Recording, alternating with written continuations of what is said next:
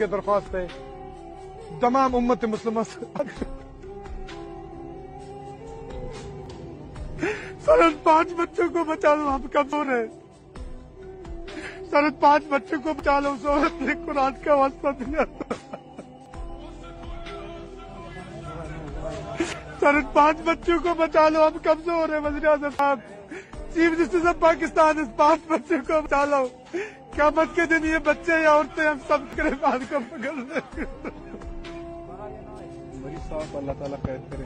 इस वक्त आप देख रहे हैं 5 बच्चों को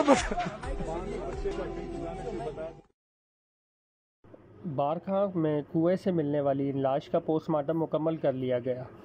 पुलिस सर्जन डॉक्टर आयशा फैज़ का कहना है कि कुएं से मिलने वाली लाशों में एक लाश लड़की की है, जिसकी उम्र तकरीबन 17 से 18 साल के दरमियान है।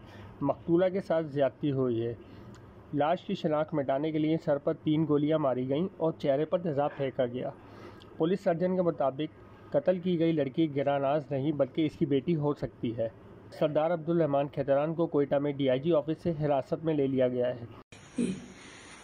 कुरान का समय कुरान अच्छा है और सरदार अब्दुल रहमान असा डकी बैठा है, दी सजा कंदा पे मुझे पुत्र डकी बैठा है। असा आज़ाद करो, असा आज़ाद करो।